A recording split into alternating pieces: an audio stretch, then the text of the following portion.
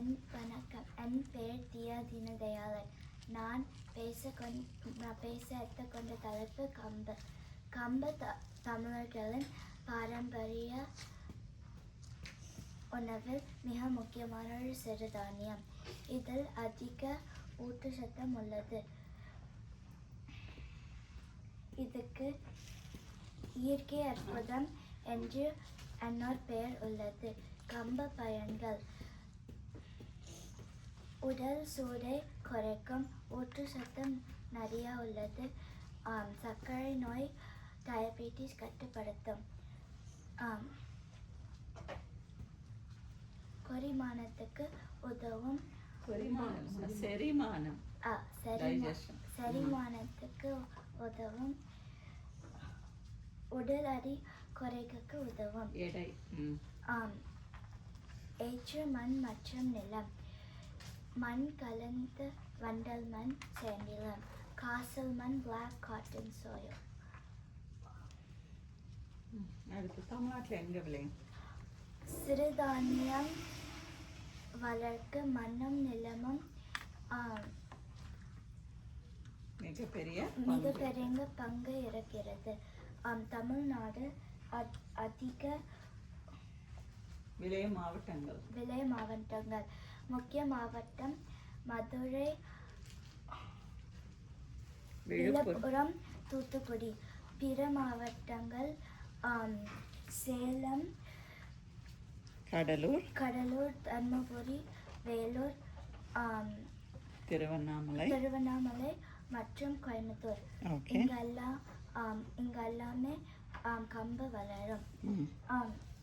கம்பு கொண்ட செய்யப்படும் உணவுகள்: கம்பங்கூழ், கம்மஞ்சோறு, கம்பு தோசைக்கு, அடை and கம்பு லட்டு. கம்பு பற்றின ஒரு கிராமத்து கதை. ஒரு கிராமத்துல மழை வராம இந்த விவசாயிலாம் கஷ்டப்பட்டாங்க. எல்லா விவசாய நிலத்துல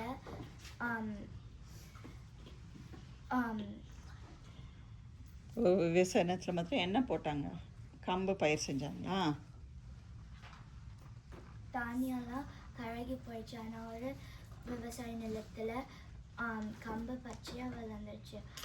எல்லாம் ஊர் மக்கள் போய் அந்த விவசாயிக்கிட்ட கேட்டார். அந்த விவசாயி என்ன சொன்னாங்கன்னா, மழை பெஞ்சா எல்லாம் தானியெல்லாம் செரிக்கும். ஆனால் மழை பெய்யலைன்னா கம்பு தான் விவசாயம்லாம் காக்கும். அதனால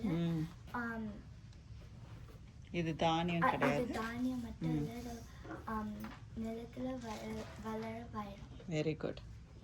ஸோ கம்பு பற்றி வேற என்ன? லட்டு, கம்பு நீதி.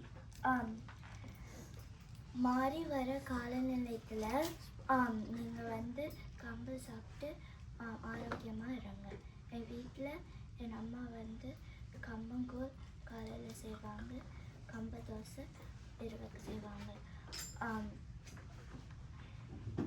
நீ விரும்பி சாப்பிட்றது கம்பா?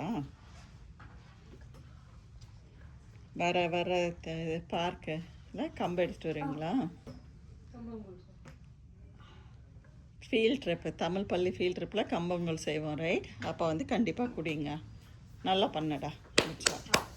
கம்பு என்னன்னு சொன்னா? நிலத்தின் என்ன?